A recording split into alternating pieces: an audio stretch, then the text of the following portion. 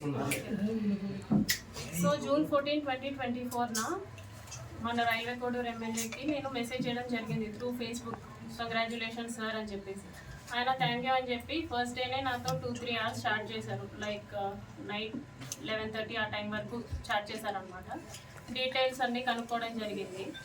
ఆయన నువ్వేం చేస్తావు, ఎక్కడ ఉంటావు, పెళ్ళి అయిందా, పిల్లలు ఉన్నారా, హస్బెండ్ ఏం చేస్తాడు, ఈ డీటెయిల్స్ అన్నీ అడగడం జరిగింది. నేను చెప్పాను. లాస్ట్లో ఆయన ఫోన్ నెంబర్ ఇచ్చి నా ఫోన్ నెంబర్ తీసుకొని ఇక్కడ వద్దు టెలిగ్రామ్లో చాట్ చేద్దాము అనేసి చెప్పారు.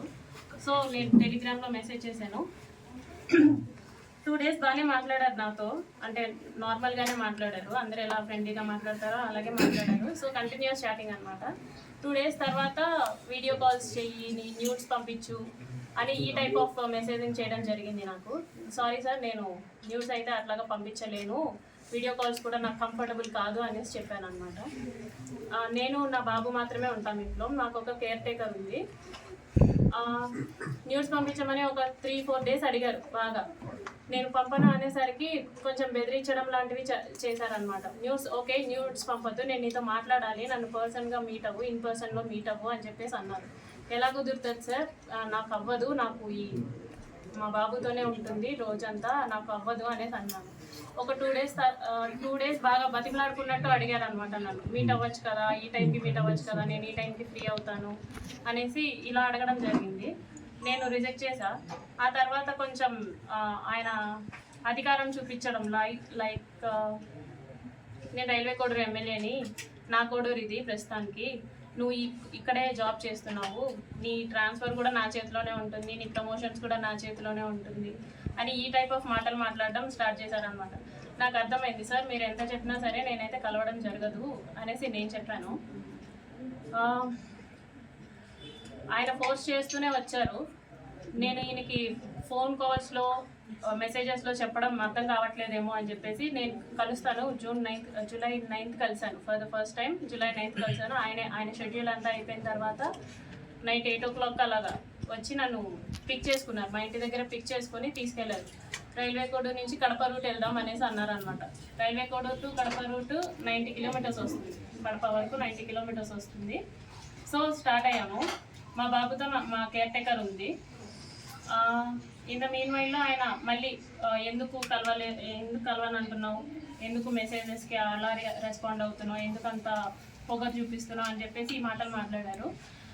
రాజంపేటకు వచ్చేసరికి రాజంపేట టు బాక్రాపేట మధ్యలో ఒక విలేజో మరి ప్లేసో నాకు ఐడియా లేదు, అక్కడ ఆపారనమాట. ఆపిన తర్వాత నేను ఎందుకు ఆపారండి అంటే, ఎందుకు నువ్వు నాతో సరిగా ఉండట్లేదు, ఎందుకు నేను అడిగినవన్నీ చేయట్లేదు అని చెప్పేసి కాన్వర్సేషన్ స్టార్ట్ చేశాను. లేదండి నేనైతే ఆ టైప్ కాదు, నేను ఇక్కడ 5 years నుంచి ఉంటున్నాను, నేనైతే ఆ టైప్ కాదు, నేనేంటో నా జాబ్ ఏంటో అన్నట్టు ఉండేదాన్ని అనేసి నేను చెప్పాను. నువ్వు నాకు సెక్షువల్లీ కావాలి అనేసి ఆయన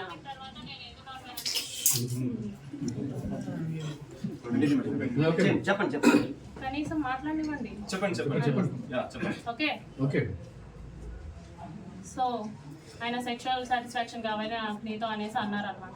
లేదు సార్ నేను అవన్నీ చేయను అనేసి చెప్పేసరికి ఆయన నా బాడీ పార్ట్స్ టచ్ చేయడానికి ట్రై చేస్తూ నన్ను ఫోర్స్ చేయడానికి ట్రై చేశారు. కార్ డోర్ ఓపెన్ చేసేలాగా నా జుట్టు పట్టుకొని ఇలా లాగారు, ఎడ్జ్ ఆఫ్ మై హెయిర్ పట్టుకొని లాగారు అనమాట. నా ఫ్రంట్ సీట్, నేను ఫ్రంట్ సీట్లో కూర్చున్నాను. రెక్లైనర్ బెండ్ చేసేసి నా మీదకి వచ్చేసి నేను అరవబోయాను, ప్లస్ చేతులు ఇలా పెట్టేసుకున్నాను. 2 చేతులు ఆయన ఒక చేతి ఇలా పట్టుకున్నారు, కొట్టారు. ఫోర్స్ఫుల్లీ నా ప్యాంట్ అది తీసేసి he force himself on to me for the first time. అయిపోయిన తర్వాత నేను భయపడిపోయి నేను వెనక్కి వెళ్ళిపోయాను. ఆ మధ్యలో నేను వెనక్కి వెళ్ళిపోయాను. ఆ seat middle of the seat ఉంటుంది కదా, దాని నుంచి నేను వెనక్కి వెళ్ళిపోయి నేను వెనక్కి కూర్చున్నాను.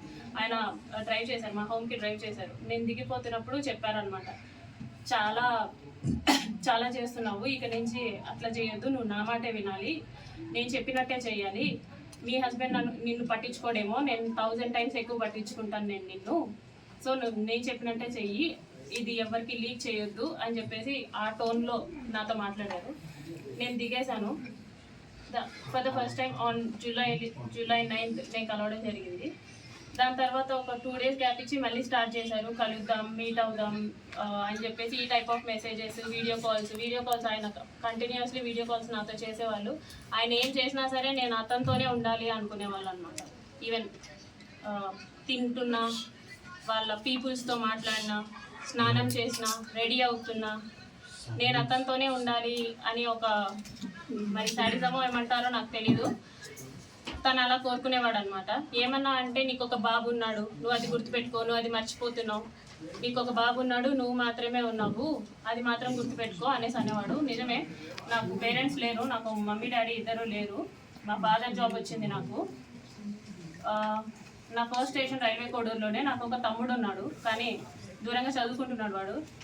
మా హస్బెండ్ వచ్చేసి సాఫ్ట్వేర్, ఆయన దూరంగా ఉంటాడు నాకు. నా బాబు నేను మాత్రమే ఉంటాం. ఆయనకు అది బాగా ఆసరా అయింది. నా గురించి ఫుల్ డీటెయిల్స్ కనుక్కొని ఆయన ప్రొసీడ్ అవ్వడం జరిగింది. చాలా డామినేషన్ చేసేవాళ్ళు, చాలా డామినేటెడ్గా ఉండేవాళ్ళు అనమాట. ప్రతి విషయంలోనూ చిరాకు పడ్డం, ఇలా ఎందుకంటే ఈ టైప్ ఆఫ్ రిలేషన్షిప్, ఈ టైప్ ఆఫ్ ఫోర్స్డ్ రిలేషన్షిప్లో నేను ఎందుకు ఉండాలి అని చెప్పేసి నేను అడిగినప్పుడు, నాకు నువ్వు ఇలాగే కావాలి, నాకు నువ్వు ఇలాగే ఉండాలి అని చెప్పేసి బెదిరింపులు, గట్టిగా మాట్లాడాలు, పొగరు చూపించడాలు, ఏమన్నా అంటే ఆఫీస్లో ఒక ఎంక్వైరీ వేస్తాను అనేసి అంటారనమాట. నువ్వేదో తీసుకున్నావు, నువ్వేదో బ్రైట్ చేసావు అని చెప్పేసి వేస్తాను ఎంక్వైరీస్ అనేసి, నాకు ఆ రకంగాను, ప్లస్ నాకు ఫ్యామిలీ లేదు కాబట్టి ఈ రకంగాను నన్ను భయపెట్టడం జరిగింది. So for the first time నేను ఆగస్ట్ ఎండింగ్లో నా ప్రెగ్నెన్సీ పాజిటివ్ అయింది. ఈ విషయం నేను అతనికి చెప్పాను అనమాట. నాకు ఇలా ప్రెగ్నెన్సీ పాజిటివ్ వచ్చింది, ఏం చేయమంటారు అనేసి అన్నాను. నువ్వు తీయించేసుకో, ఇమీడియట్గా తీయించేసుకో, నేను మాట్లాడతాను, నాకు తెలిసిన డాక్టర్ ఉన్నారు తిరుపతి కాలేజ్లో, నాకు తెలిసిన గైనిక్ ఉంది, ఆమెను అడుగుతాను, ఆమె నాకు టాబ్లెట్స్ పంపిస్తుంది, నేను నీకు ఇస్తాను, సో దట్ నువ్వు తీయించేసుకో అనేసి అన్నారనమాట. లేదండి నేను తీయించుకోను, నేను ఉంచుకుంటాను అనేసి చెప్పాను. అంటే ఎందుకు ఉంచుకుంటావో, అవసరం లేదు, నువ్వు తీయించేసుకో అని చెప్పేసి అన్నారు. ఫస్ట్లో స్టార్టింగ్లో కామ్గానే అన్నారు, లేదండి నేనైతే తీయించుకోను, చేశారు కదా, నేనైతే తీయించుకోను అనేసి భయపెట్టే ప్రయత్నం చేద్దాం అనుకున్నా. సో దట్ అప్పటికైనా సరే వదిలేస్తాడని చెప్పేసి నేను భయపెట్టే ప్రయత్నం అయినా చేద్దాం అనుకుని ఈ ప్రెగ్నెన్సీ నేనైతే తీయించుకోను అనేసి అన్నాను అనమాట. ఒక 2 days అలాగే అడిగారు బాగా. ఒకరోజు నైట్ మా ఇంటికి వచ్చి ఎందుకు తీయించుకోవు అని చెప్పేసి నన్ను కొట్టారు. నువ్వు ఎందుకు తీయించుకొని అంటున్నావు అంటే, కార్లో తీసుకెళ్ళడం అనేసి డైరెక్ట్గా మా ఇంటికి వచ్చారు, కార్ పార్క్ చేసి, ఎందుకు తీయించుకొని అంటున్నావు అని చెప్పేసి, మా బాబు నిద్రపోతున్నాడు, అప్పుడు నన్ను కొట్టారనమాట. ఎందుకు తీయించుకొని అంటున్నావు అనేసి. లేదండి నేను తీయించుకోను, మీరే కట్ చేశారు, సో నేను తీయించుకోను, సమాధానం చెప్పండి అంటే, సరే మీ హస్బెండ్కి డివోర్స్ ఇచ్చేసి నేను నిన్ను పెళ్లి చేసుకుంటాను, ప్రస్తుతానికైతే తీయించుకో అని చెప్పేసి నార్మల్గా అష్యూరెన్స్ ఇచ్చినట్టు చెప్పారు. సో నీ హస్బెండ్తో నువ్వు డివోర్స్ తీసుకున్న తర్వాత నేను నిన్ను పెళ్లి చేసుకుంటానంటే అవసరం లేదు అని చెప్పేసి నేను ఫర్ ద ఫస్ట్ టైం నేను అబార్ట్ చేయించుకున్నాను. అది కూడా అతనే టాబ్లెట్స్ తీసుకొని వచ్చారు, వాళ్ళ ఫ్రెండ్, తిరుపతి ఫ్రెండ్ ఎవరో ఇచ్చారంట, గైనిక్ సమ్మన్ టాబ్లెట్స్ తీసుకొని వస్తే for the first time abort చేయించుకున్నాను నేను వాళ్ళతో.